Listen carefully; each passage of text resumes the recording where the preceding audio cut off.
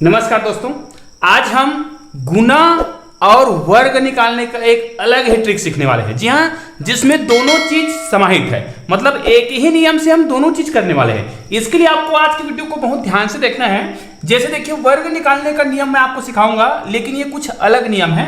जैसे इसमें अगर ध्यान दीजिएगा, दहाई का अंक 5 हो, है ना, दहाई 5 हो तो हमें क्या निकालना है? वर्ग निकालना सीखना है। लेकिन इसी नियम को मैं गुना के नियम में बदलूंगा, ठीक है। लेकिन उसके लिए आपको कुछ नियम का पालन करना होगा। इसमें ध्यान देना है, इसमें दहाई के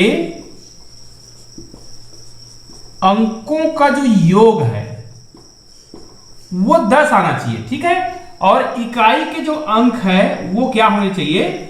समान होने चाहिए। एक बात और ध्यान दीजिएगा, यदि आप इस संख्या को बड़ी संख्याओं के लिए करना चाहते हो, मतलब 3 अंकों की संख्याओं के लिए करना चाहते हो, तब भी कर सकते हो, लेकिन उसमें थोड़ी सी सावधानी बरतनी है। वो क्या सावधानी है मैं आपको आगे बताऊंगा। तो सबसे पहले तो हम ये देखते हैं कि वर्ग निकालने का ये नियम जो है, यहां पर आप देखेंगे दहाई में क्या होना चाहिए? 5 होना चाहिए। तो दहाई में 5 हो ऐसे संख्या आपको पता होगा, ये स्टार्ट होता है 50 से, स्टार्ट होकर कहां तक जाएगा? 59 तक। इसके ही दहाई में क्या होता है? 5 होता है। अब इसका हमें वर्ग निकालना है, तो सिंपल से इस नियम में क्या करना है मैं आपको बहुत आसानी से बताऊंगा। अब 50 का वर्ग निकालने के लिए बताने की तो आवश्यकता नहीं है। 5 का क्या करेंगे? 5 पंचे 25 और 2 जीरो लगा देंगे, ये हो जाएगा आपका 50 का वर्ग, ठीक है। लेकिन इसके अलावा और कोई भी संख्या का हमें वर्ग निकालना है जिसके दहाई में 5 हो, तब हम क्या करेंगे? ध्यान दीजिएगा, इसका बड़ा सिंपल सा नियम मैं आपको सिखा रहा हूं। जैसे मान लीजिए हमें 53 का स्क्वायर निकालना है, वर्ग निकालना है, तो इसके लिए हमें क्या करना है? ध्यान से देखिएगा।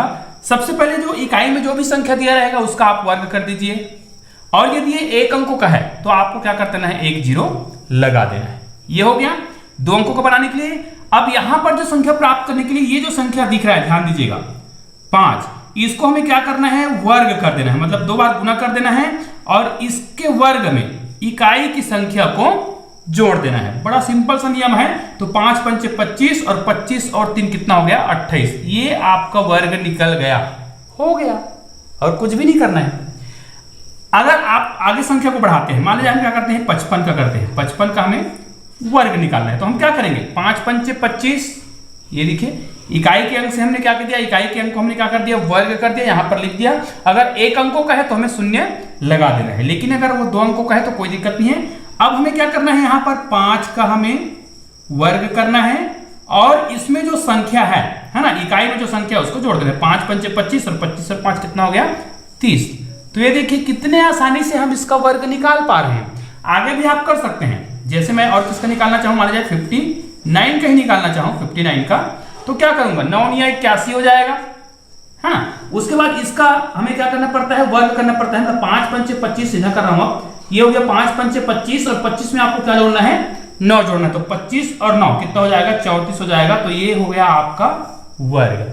कितना सरल है ना, कि आपको ज्यादा कुछ करने की आवश्यकता नहीं पड़ रही, बहुत आसानी से आप निकाल पा रहे हैं। इनके बीच का कोई भी संख्या का और निकालना चाहे तो आप निकाल सकते हैं। मान लीजिए मैं यहां पर 56 का वर्ग निकालना चाहूं तो मैं कैसे निकालूंगा?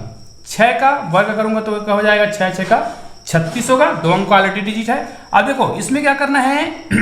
5 का वर्ग करेंगे तो 5 पंचे 25 हो गया, और 25 में 6 को जोड़ेंगे तो कितना हो जाएगा? 31। ये देखो आपका वर्ग हो गया, और बहुत आसानी से आपने इसका आंसर निकाल लिया, ठीक है। तो ये कॉन्सेप्ट यदि आपको समझ आ गया है, तो इसी कॉन्सेप्ट से हम गुना का नियम सीखेंगे। ध्यान दीजिए, ये वर्ग निकालने का नियम है ना, लेकिन अब इसी नियम से हमें क्या करना है?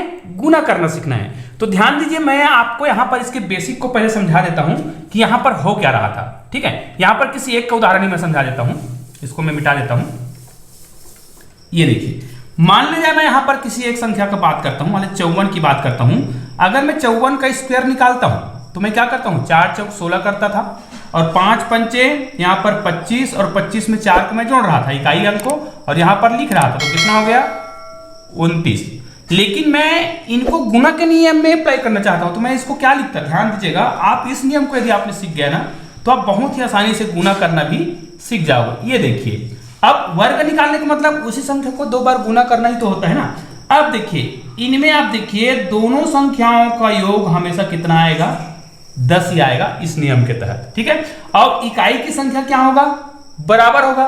तो इसी नियम को तो यहां पर लिखा हूं ना, दहाई के अंकों का योग क्या हो, 10 हो। ये देखो दहाई के अंकों का योग 10 हो और इकाई के अंक क्या होने चाहिए, समान होने चाहिए, जो मैंने लिख रखा है। याद रखिए, इसको आप बड़े संख्या के लिए भी अप्लाई कर सकते हैं। कैसे करेंगे उसको ध्यान से देखिए, फिर मैं आपको बता रहा हूं यहाँ पर। तो इसको हम यहाँ पर चलो रहने दो, कोई दिक्कत नहीं है। मान लीजिए मैं कोई ऐसी संख्या ले लेता हूं, मान लीजिए यहाँ पर ले लेता हूं मैं 6 और 2, ठीक है।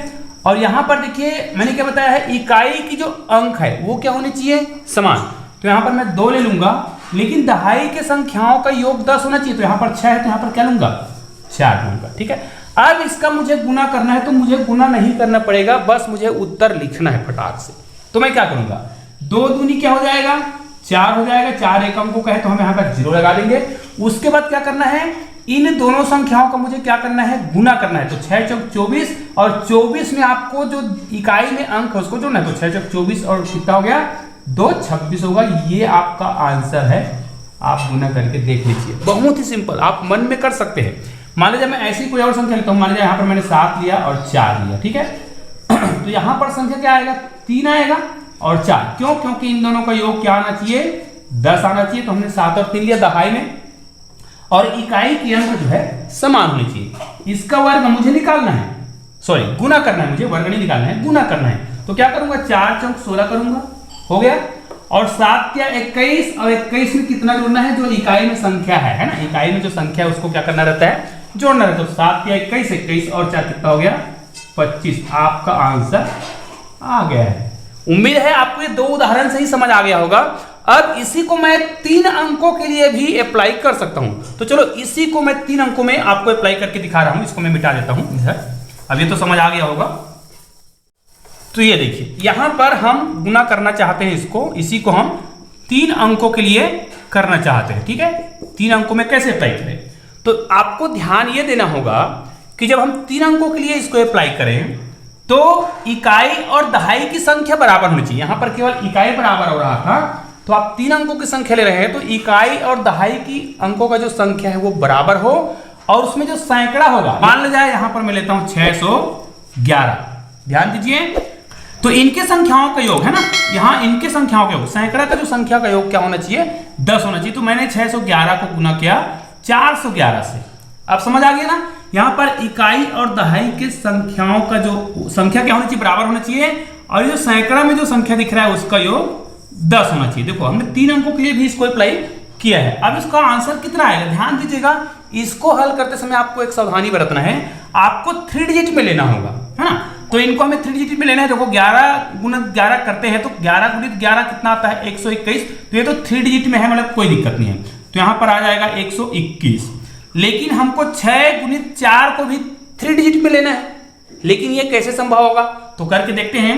6 गुणित 4 करेंगे तो ये तो 6 चौक 24 होता है ना। 6 चौक 24 3 डिजिट में नहीं आया, तो इसमें 3 डिजिट बनाने के लिए सामने शून्य नहीं लगाना है, इधर शून्य लगाना है, ठीक है। उसके बाद इकाई में जो संख्या है, इकाई और दहाई में जो संख्या कहने का मतलब, उसको यहां पर आपको जोड़ देना है। तो ये हो जाएगा 1 और ये हो जाएगा 5 और ये 2, फिर ये 3 डिजिट का हो गया। यहां पर आप लिख दीजिएगा, आपका आंसर हो गया।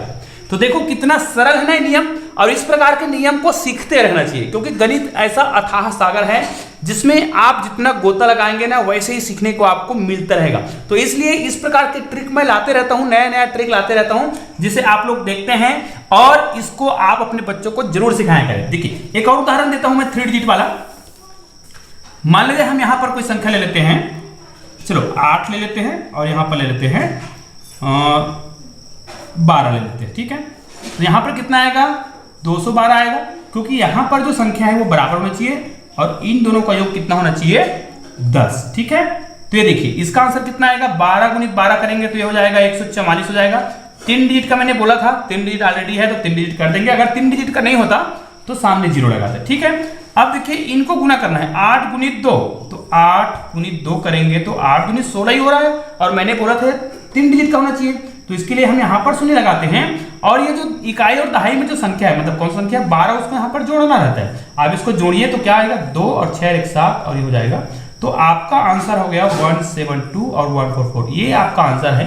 तो इस प्रकार आप सावधानी बरत के इन संख्याओं को 2 अंकों के लिए, 3 अंकों के लिए भी कर सकते हैं। देखिए, जबकि हमने शुरुआत कहां से किया था, गुणा का एक नियम को हमने लिया था वर्ग के नियम से। मतलब किसी संख्या का वर्ग कैसे निकालते हैं, वो भी जब दहाई में क्या हो, 5 हो, उसी नियम को हमने बदला है गुणा करने के एक शानदार नियम में। तो दोस्तों, उम्मीद है इस नियम के तहत आप भी बहुत सारी संख्याओं का गुणा आसानी से कर पाएंगे। आइए मैं आपको कुछ प्रश्न दे रहा हूं जिसमें आपको केवल गुणा करके बताना है ना, गुणा वाला बताना है। वर्ग वाला तो आप कर ही लोगे, क्योंकि 50 से लेके 59 तक की संख्या होता है। आपको यह वाला करना है। मान लीजिए कोई संख्या है 8 3 है और गुणित यहां पर 2 3 आएगा निश्चित रूप से, क्योंकि इकाई के अंक समान हो और दहाई के अंकों का योग क्या हो, 10 हो। ठीक है, तो ये पहला प्रश्न जिसको आप बनाएंगे इसी मेथड से बनाएंगे और मुझे कमेंट करके बताएंगे। ठीक है, मान लीजिए यहां पर हमने कोई और संख्या ले लिया, 6 7 ले लिया, तो यहां पर आ जाएगा 4 7 4 7 आ जाएगा। ठीक है, तो इस प्रकार आप प्रश्न बनाकर मुझे कमेंट जरूर कीजिएगा। एक और प्रश्न ले लेते हैं। मान लीजिए हमने ले लिया 4 9 लिया, तो यहां पर आ जाएगा 6 9। ठीक है, तो इनका आपको गुना करना है कौन से मेथड से, इस मेथड से, और मुझे कमेंट करके बताना है। तो दोस्तों, उम्मीद है ये छोटा सा वीडियो थोड़ा अलग टाइप का है, लेकिन आपको पसंद जरूर आएगा और निश्चित रूप से आप इस वीडियो को अपने दोस्तों तक शेयर जरूर करेंगे। तो दोस्तों, मिलते हैं ऐसे ही और बेहतरीन वीडियो के साथ, तब तक के लिए जय हिंद जय भारत।